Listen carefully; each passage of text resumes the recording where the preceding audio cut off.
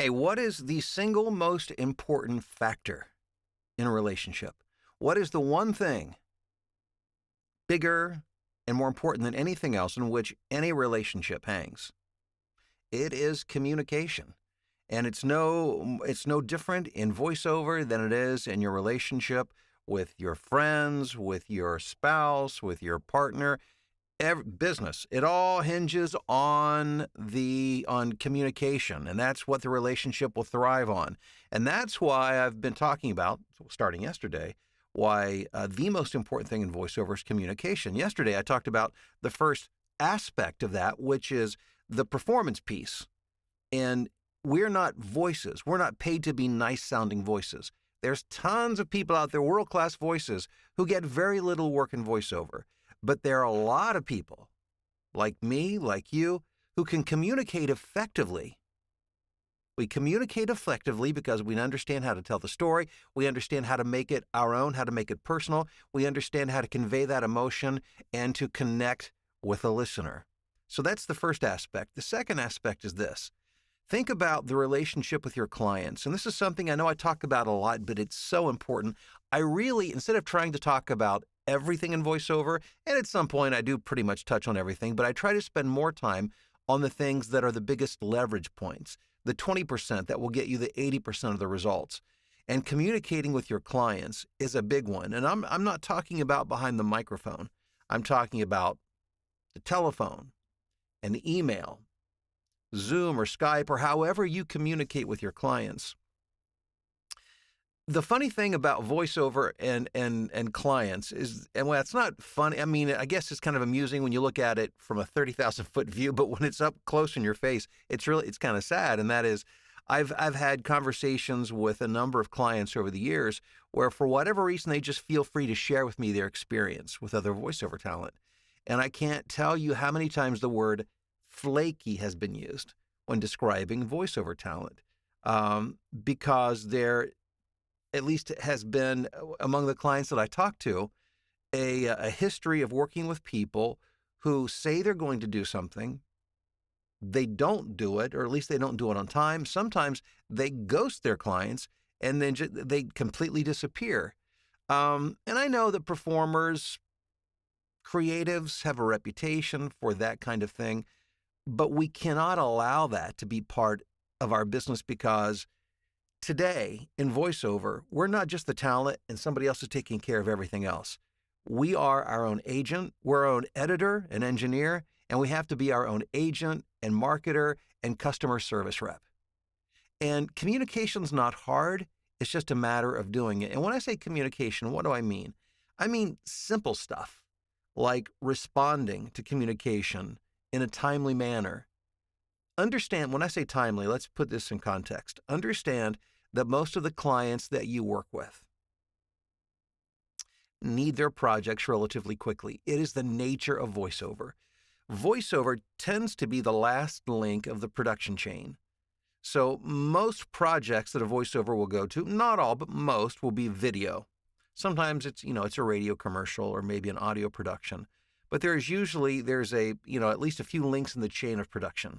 And so if it's a video, the concept is created, the storyboard is written, picture and video is taken, and maybe even music's been selected, maybe even sound effects. Perhaps there have been interviews with other people who are going to be part of this video. And then the last thing, it's almost like an afterthought. Oh yeah, we need a voiceover for this. At least on our end, it can feel that way. It's because clients usually come to us like, okay, I've got this really important project. I need a fast turnaround. That seems to be the rule, not the exception. So when you let an email sit until tomorrow, you don't get back to somebody, chances are that client's going to go to somebody else, first of all. And if they are a client that's working with you, you want to make sure you turn them into a repeat customer. The best way to do that is to, yes, do good work, but do it in a timely manner. Honor your commitments, whatever you and the client agreed to on a delivery time. Even if you are upset about that and you resent it because you don't want to work that fast, if you agreed to it, if you can't do it, let them know that so they can make other arrangements. But if you agreed to it, honor the commitment and deliver it. Make your client look like a hero. to his or her boss or their client. Because if you do that, they will love you for it, and they will come back to you over and over and over again. And sometimes stuff happens. The ball gets dropped. It happened to me yesterday, as a matter of fact. I had received an email the day before yesterday to do a political commercial. I had responded and said, yeah, I'll get this over to you tomorrow. And so late in the day yesterday, about 6 o'clock, I get an email. Any update on this project? Well, and I was honest with him in that in the mix of everything going on yesterday, I had lost track of that. I have a system that I use where I forward all of the emails and communications regarding projects for the day. For some reason, it didn't show up in that. It's a separate email account that I use for that. It didn't show up. And maybe I entered the wrong email address. I don't know. But if it's, once I get into my groove and I'm working and I've got multiple projects, if it's not there, oftentimes I won't think about it because I trust that it's there. It wasn't, and it was my fault.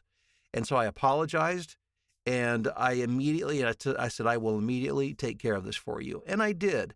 And hopefully this is a client that I've worked with for a while, and so there's been a certain trust built up. But sometimes you don't get that second chance.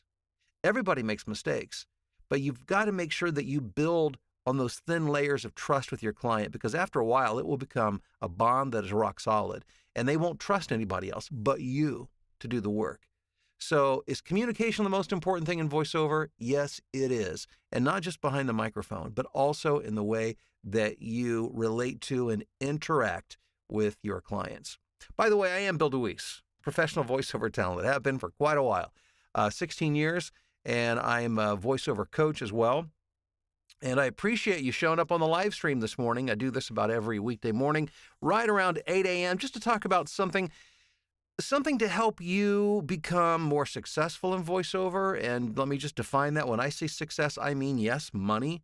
If voiceover is not a profitable business, it's not a business at all. It's a hobby. And if you want it to be more than a hobby, then you need a plan to do that. That's what I coach, and I work with voiceover talent. Just go to the description below this video. You will find links to all that information. I'm a demo producer. I'm a coach. There's links to all of that. You can check it all out. I would love to have you in my program. And we'll leave it at that. Right now, though, I want to go to the live stream chat because I have this custom that I do a little roll call. And I just like to see who's on. It's fun, number one. Some of you guys, I feel like I know you because you're here like every morning. And I think that's so awesome, from all over the world. I love it. But I also get excited when there's somebody new on. And, I get the comments about, where they're at on the voiceover journey and what's going on. So I'd love to check in, just see what's happening. And by the way, before I forget, tomorrow is Friday. Friday is always my live Q&A. So come tomorrow with any questions that you have regarding voiceover, and we'll talk about those. So let's see what we've got here in the chat this morning. We've got Paul from Greenup, Kentucky. Good morning, Paul. Janet in northeastern Florida. Hope you're doing well.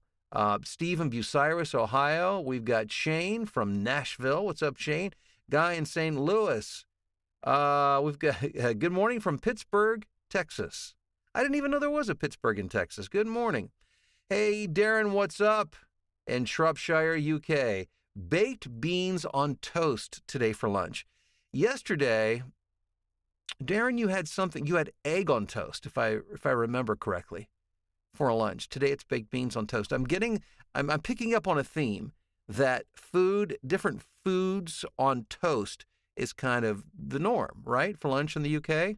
Is it toasted? I mean, you said toast, so I assume it's actually like toasted in a toaster. If so, I can dig that. I get it. Oh, let's see here. We've got Boise, Idaho in the house. We've got Benton from Redlands, California. Amanda. Jim in Alabama. What's up? Fabio in Italy. Good morning, Fabio. Hey, John, out in the Chicago suburbs. Bruce in Louisville. What's happening? Megan in Manitoba, Canada. Patricia, Buffalo. Leticia, San Antonio, Texas. Almost Friday. Yes, indeed it is. We're getting there. Gertie from Belgium. Good morning or good afternoon to you, Gertie in Belgium. Barb, what's happening in Ann Arbor, Michigan? Hey, Megan. Rusty in the UP of Michigan. David in Louisville. Rob in Loveland. Good morning, Rob. Let's see here. Good morning from Yarker, Ontario, Canada. Richard, first timer from Provo, Utah. Richard, welcome to the family. Good to have you here this morning. Philip is in Tokyo saying good morning. The 1 point lesson every day is greatly appreciated. Well, Philip, you being here is greatly appreciated. Thanks so much for joining us from Tokyo. Carlin from Lake Como, Italy. Carlin, thank you for being here. Manuel, or Manny, go by Manny, Mid-Missouri. Thank you for your kind comments, Manny. Jay, what's up in North Central Massachusetts? Israel from Zimbabwe, good morning. Bruce, what's up? Would I consider giving a tour of my current studio setup? It's top secret stuff. It's all highly classified. No, I'm kidding. Yeah, I'd be glad to do that. I'll just have to plan some morning I'll be honest with you, there's not a lot to see. I mean, I'm in a fairly small, I'm glad to show it to you, but most of the action happens in this 3.5 by 5 foot booth that I'm sitting in right now. But some morning I'll use my iPhone and just kind of show you what I'm dealing with here. When I say dealing with, meaning I'm on the main floor of the house with exposure to the outside, wrestle with the stuff that people wrestle with when it comes to good voiceover audio. Stephen Oshkosh, Jason in Mobile, Alabama. I had an uncle who used to live in Mobile. Let's see, Ivy. It's 6 a.m. in Boise. Well, thanks for getting up so early. Appreciate it, Ivy. Hey, Bo, good morning to you. Edward, Sunrise Beach, Missouri, on the Lake of the Ozarks. Samantha from beautiful Nashville, Tennessee. It is a beautiful city. David in Lexington. Darren, what's up? Let's see here. Ian says, love all your advice, Bill. I'm looking to get my first commercial demo produced soon. Awesome. Well, when you're ready, Ian, look me up. I love doing that. I love helping people to be successful by having killer demos. Bob, Battle Creek, Michigan. Jose is in China. Good morning, Jose. Thank you. Thanks for, I said good morning. It's not good morning for you. It's probably like 8 or 9 o'clock there, but thank you for joining us this evening. Angela, good morning to you in central Pennsylvania. Hey, guys, thanks again for being here. I appreciate it. Tomorrow, we're going to delve into your questions, and I look forward to that. In the meantime, I do wish you great success in voice